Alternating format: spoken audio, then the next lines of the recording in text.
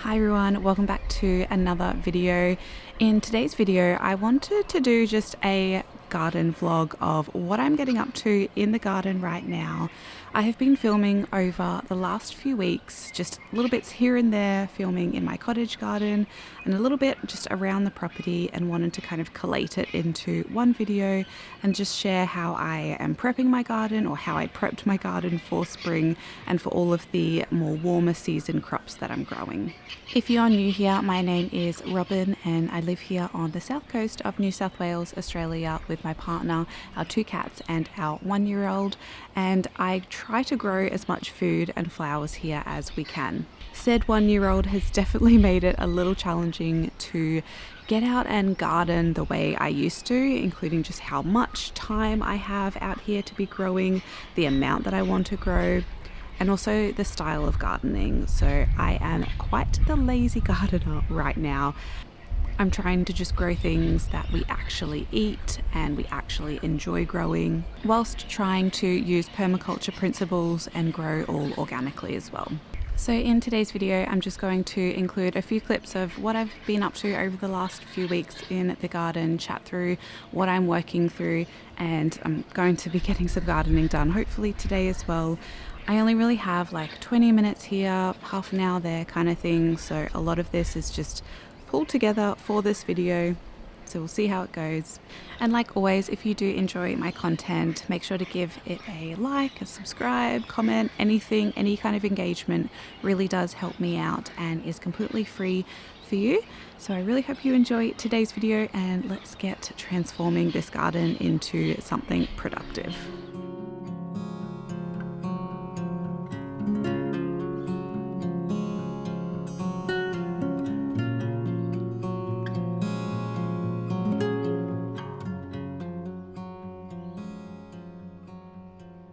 So these clips here were filmed a few weeks ago, as I kind of said in the introduction, but this is what my garden was looking like. It was a very messy garden. There was just plants everywhere that really needed to be taken out. One of them in particular was the broad beans, which, like many people, I really struggled with broad beans this year, and that was due to the faba bean aphid. I can't actually remember ever really having issues with this before, but this year it was particularly bad, as you can kind of see with the state of the broad beans. I didn't end up actually getting any broad beans, so I decided to just take them all down and prep this space for something else. On this day in particular, it was actually raining a bit, so I had to place my camera like under the cover and just zoom in on what I was doing. But it was a pretty quick job to just take all of these down, and I ended up chopping and dropping a few of these just where they were. Yes, it's not ideal to do that if you want to prevent the spread of more aphids maybe next year. However, I'm going to be planting tomatoes in this space, and they don't really affect tomato plants. So half went just chopped and dropped on this area, and then half went down to the compost bin. So that started to clear up this garden. I had a lot more things to do. One of them in particular was cutting back all of the daffodils and the jonquils. They were really messy. They were kind of being a little bit of a snake hazard as well. And Grayson and I walk around the garden pretty much every day. So I wanted to chop all of those back, and I used those to, I used it as mulch basically on that same bed that the broad beans were in. Similarly, I did the same thing with the borage down the back of the garden. This was behind where the broad beans were planted. Borage is a really great plant for chop and drop. Ideally, you want to do it a little bit sooner though.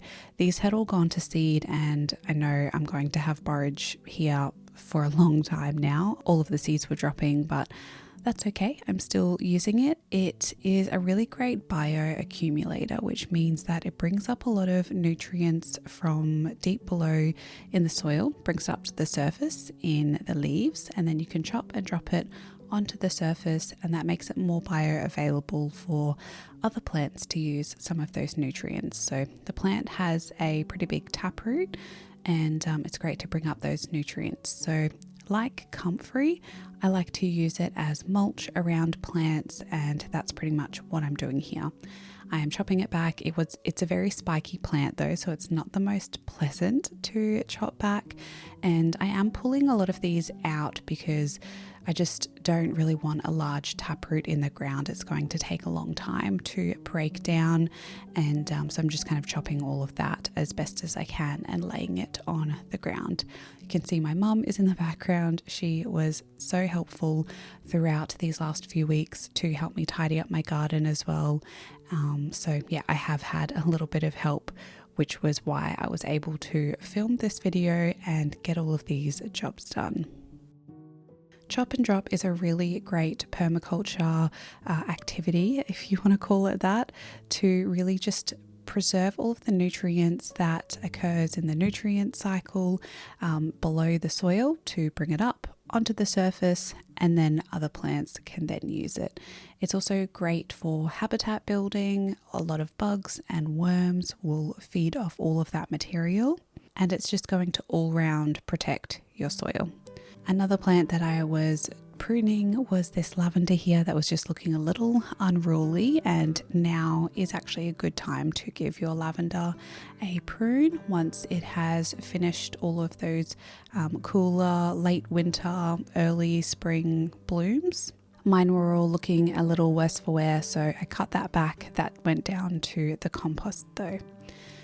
And then next I worked on this garden here, pretty messy, and I didn't end up filming it because it was raining I think on this day, and I just wanted to get it done. Chopped all of that back. I chopped off pretty much everything at the base apart from all of the dandelions and some of the weeds. I chopped those back and dug them out, and made sure to just preserve any of the plants that I do want by just mulching around them. So I found some little parsley seedlings, and I have some delphiniums planted here. I used the just all of the things that I chopped as a mulch on these delphiniums, and since I've actually done that, they have grown really well, and I think they just really needed a little bit more nutrients and needed the soil to be protected, which is exactly what all of that biomass did.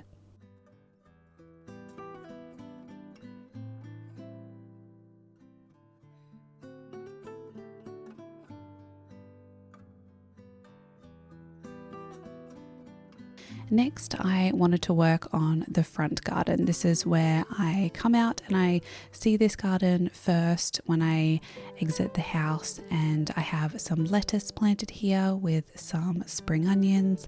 The lettuce was going to seed, so I ended up having to harvest some of that you would have seen in another video, and I have since planted another succession of lettuce. I cleaned up all of the ranunculus. They had gone over after we had some hot days, and there was also one other lavender plant in here that I wanted to prune back, whilst also just enjoying the last blooms of the ranunculus. It is pretty challenging to film in this time of year.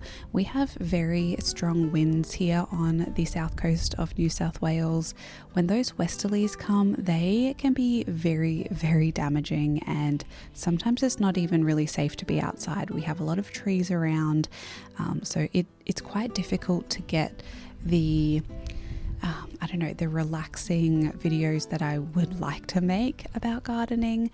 And also, a lot of the time I only really have 20 minutes or 10 minutes here and there, so it's difficult to film that at an optimal time. So hence why I'm kind of just putting this video together and doing a little bit of a voiceover, because having a now 1-year-old is very difficult to set aside time, because usually sometimes I just want to sit on the couch and have a relax.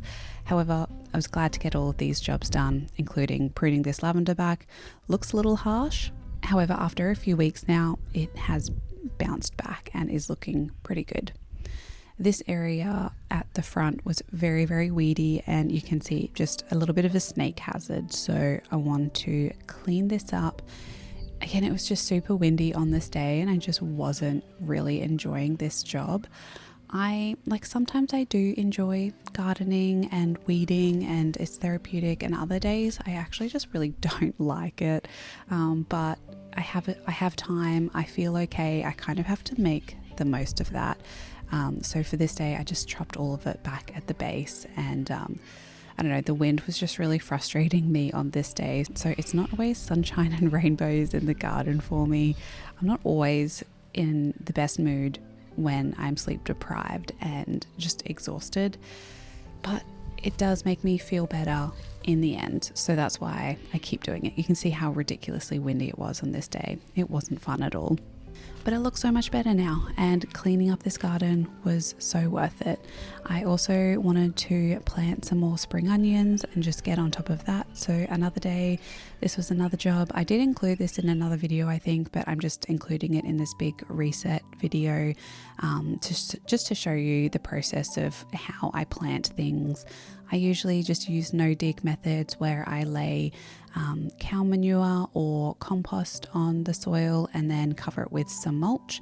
Again, this is kind of another permaculture principle, I suppose, really protecting your soil and using organic nutrients to feed your plants. Spring onions don't actually need a lot of nutrients. They need a good amount of nitrogen, as they're basically just green, and green things need a lot of nitrogen. However, I find I can get away with a little less nutrients for these, and they seem to grow okay in my soil in particular. We have very clay soils, and onions and spring onions I found really respond well to my climate and the soil type that we have. So I'm planting a lot, and I like to plant these just in little clumps, and I will harvest them just as you would buy them from the supermarket in a little clump, and then I can take that inside for the week and have fresh spring onions. They taste so amazing when they're cut fresh, and they smell great. I would highly recommend growing these if you haven't tried them before.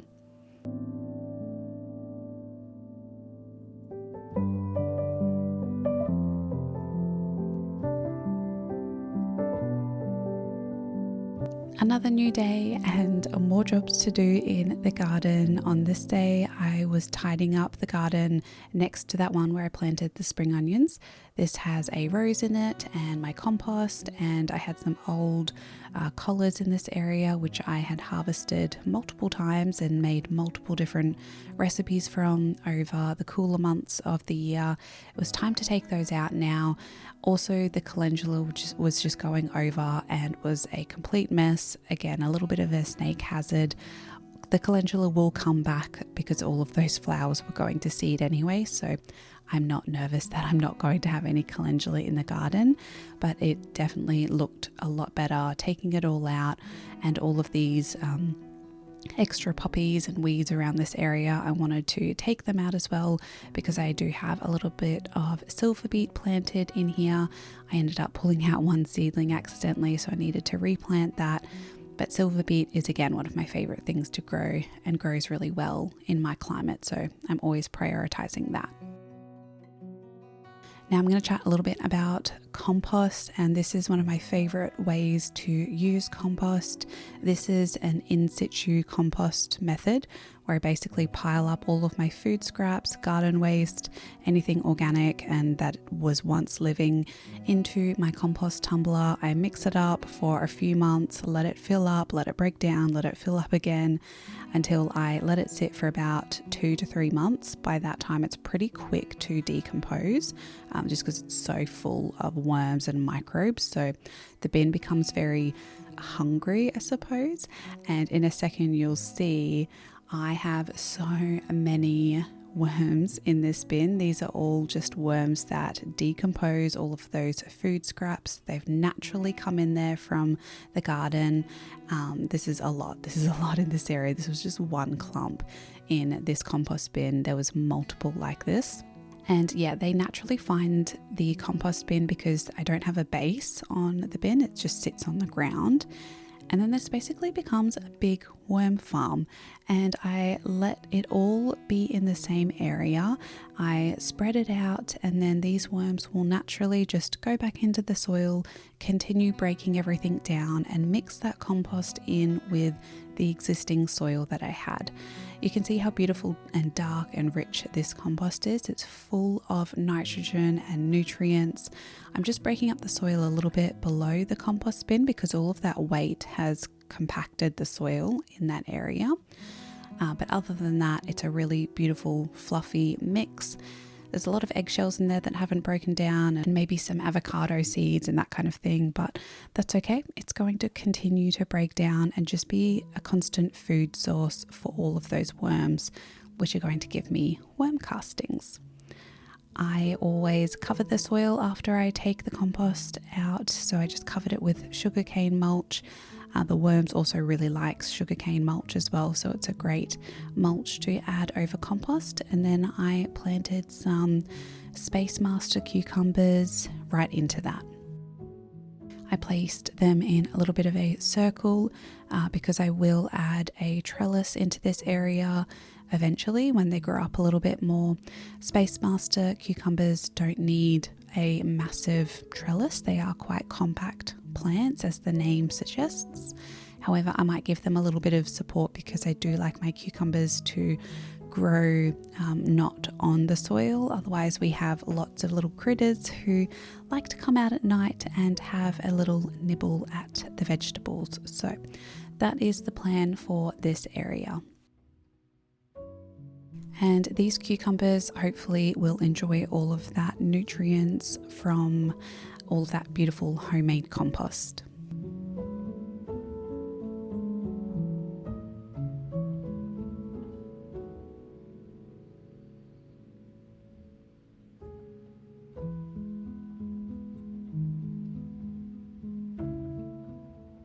The next area of the garden, I had been putting this off for a while, and you can see this pathway here is super weedy, super just, I don't know, I just feel like there are ticks and potential snakes that can go in here, and I want this area nice and clean and tidy.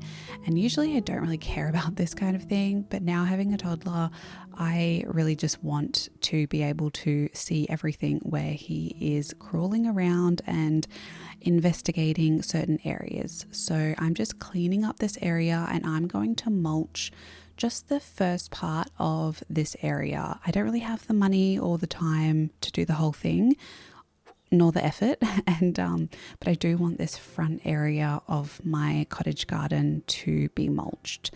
So I'm just cutting back some of the grass first. And then I'm making or my mum actually is making this, a homemade weed killer.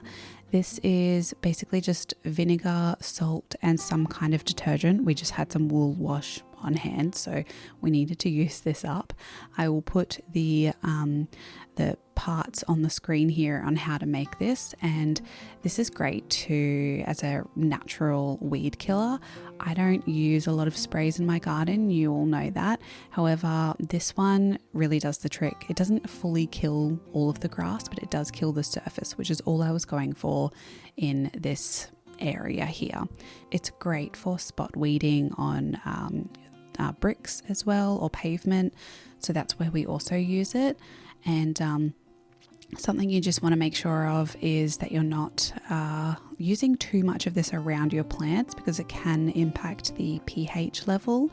It's also going to be not great for worms and other microbes around. So if you're really interested in just absolutely no sprays and nothing like that, then this won't be a great option for you. For me, I feel okay using vinegar and salt and a bit of detergent in my garden.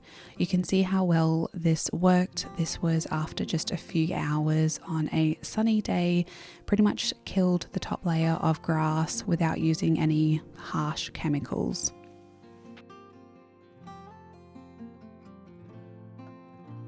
I then just removed all of the bricks that I had around that kind of shaped the pathway, added some cardboard, and then I'm going to add my mulch on top of that. I went for a eucalyptus mulch, and this is because ticks also don't like the smell of eucalyptus. We have so many ticks in our garden and just the area in general, so I do everything that I can to not have ticks around where my baby's playing. Another job that I needed to do was just apply some lime to the garden. We have very acidic soils here, and when you're adding things like compost or manure, some of those can be on the acidic side. So I like to add in a little bit of lime. I just sprinkle it on the surface, and as we water the garden and it rains, it naturally just sinks into the soil.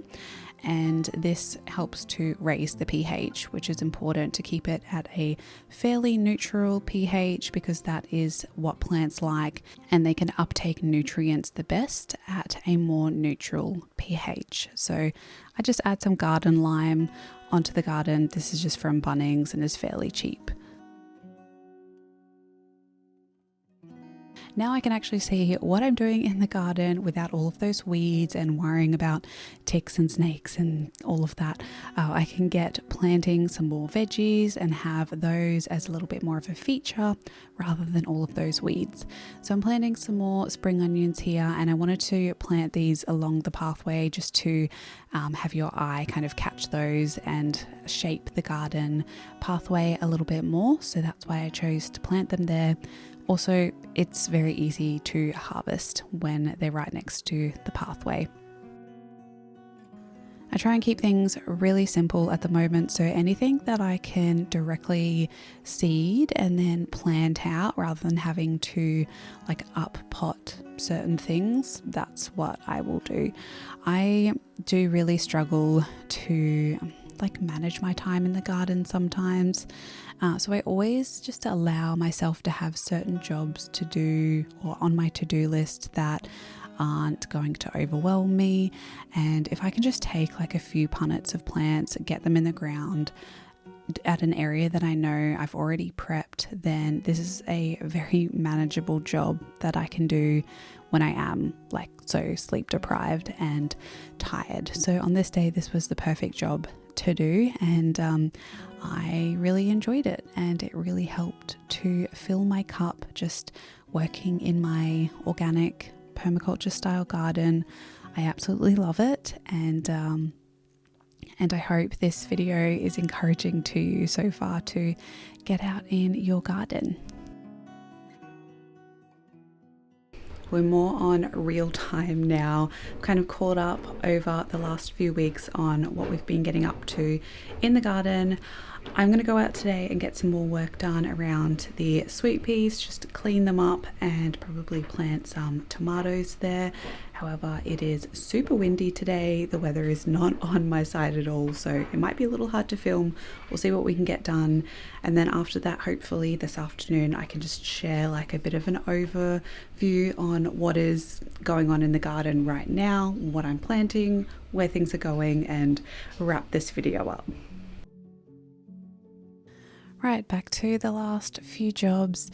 I am cleaning up this sweet pea area today. They've all gone over and they're starting to go to seed, and I want to use this area to plant my tomatoes.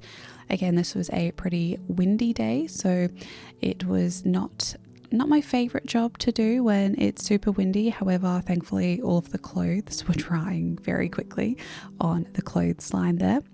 These sweet peas were so beautiful, and I will always grow sweet peas. This was the first time that I actually grew them, so I was really glad that I tried them out, and they were stunning. They were really beautiful, and I loved the smell of them. However, it is time to get some tomatoes in the ground, and I'm going to be planting some San Marzano tomatoes in this area. They like a good amount of nutrients, so I'm just adding some already broken down manure onto this area. Now I am being a little naughty here and not using a face mask. I do put one on in a few seconds. However, if it's windy and you're using soil or potting mix or mulch or anything like that, please do make sure to just use a face mask or a dust mask to protect your lungs. You'll always see me wearing gloves and boots, and here we go, here's my mask. in the garden, and I'm not really one for, barefoot gardening and not using gloves. Some people are, some people aren't. I prefer to use PPE and just protect myself as best I can. I have worked at multiple different mine sites before doing bush regeneration and ecology work, and I have seen firsthand just the impact that working out in the bush and working outside can have on your health. And it's just something that I don't compromise anything with. So I do like to protect my lungs and my feet and my hands as best as I can, because I do know the impacts that it can have. And it is really sad to have injuries later down the track if you don't use proper equipment in the garden. So I would always encourage that. And you can see here I'm just wetting this area because it was really windy on this day and I didn't want to be breathing in the dust from all of that mulch. These are the tomatoes that I'm planting. They're looking beautiful and healthy. So I'm just placing those out around this trellis, and I might add a few more stakes into the ground, or maybe add a few more taller ones because these are quite short. But for now, these are fine. Planting tomatoes, I like to plant them nice and deep to make sure that the plants are going to be strong, as the roots will grow out from the stem. Wherever the stem is kind of in contact with soil, roots will grow on tomatoes. So these plants are pretty healthy, so I made sure to plant them nice and deep in the ground, and since then they have been really, really happy. Adding that cow manure and this mulch on top is just going to boost the nutrients for the tomatoes. However, if you don't have a lot of manure, you can always just dig a hole a little bit bigger than you need for the plant and then just place like a handful of compost. Or you can even use like a handful of food scraps or eggshells. I've used that before to fertilize my tomatoes, or even like old fish bones as well, or prawn shells is a great option. Tomatoes are pretty hungry plants, so they will always benefit from some fresh nutrients, unless you already just have amazing soil and you're super lucky and don't have to add anything. But I think most of us gardeners will not be in that situation.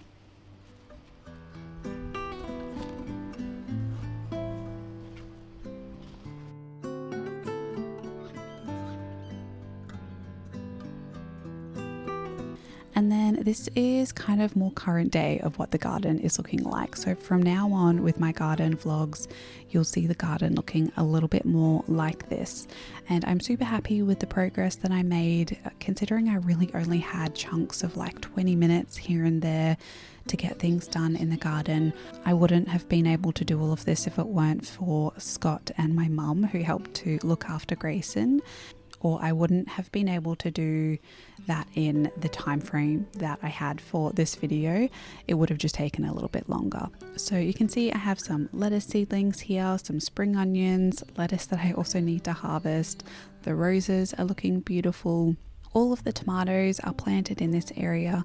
I have more to plant that you'll probably see in future videos, and behind those tomatoes I planted some basil. So I have little tiny basil seedlings here. We also have all of the parsley going to seed right now. I'm going to just let it do that and sprinkle the seeds around the garden, and yeah, things are looking really, really nice. It's not the most neat and tidy garden. Is it productive? Yes. Does it bring me joy? Yes. And hopefully it inspires you to get out into your garden and just plant even a few things. Plant something that makes you happy. Plant something that you and your family like to eat, and maybe plant something that you never have before, just to try it out and try something new. Growing alongside nature and with all of the weeds and things that don't really go to plan a lot of the time is very humbling. However, I wouldn't have it any other way, and I absolutely love this garden. It brings me so much happiness, and that is all you need for your garden. You don't have to compare to other people. You don't have to compare to me even. This is just what I do. I love gardening, and I love this as a job, as a part-time job. all of my spare time pretty much goes into gardening and making these YouTube videos. So yeah, I just keep that in mind when you're watching these videos. Here were some random potatoes that I also found in the garden that I forgot to include a clip earlier. There's still lots to do in this garden, but I'm excited to kind of tackle these jobs one day at a time and do some more garden vlogs with you to show you more a realistic look at what I can get done during the week, to hopefully inspire you as well to get out and do a few jobs.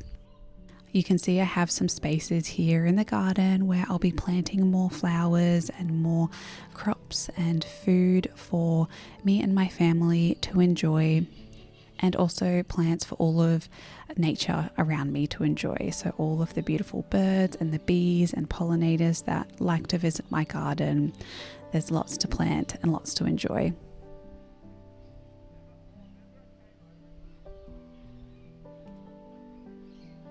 So this is what we started with. Very, very full and messy, and now this is where we are right now. A little bit tidier, a little bit cleaner, a little bit more toddler friendly, and the plants are just going to burst with life and things are going to grow so quickly. So I'm really excited to continue to show the progress of this garden.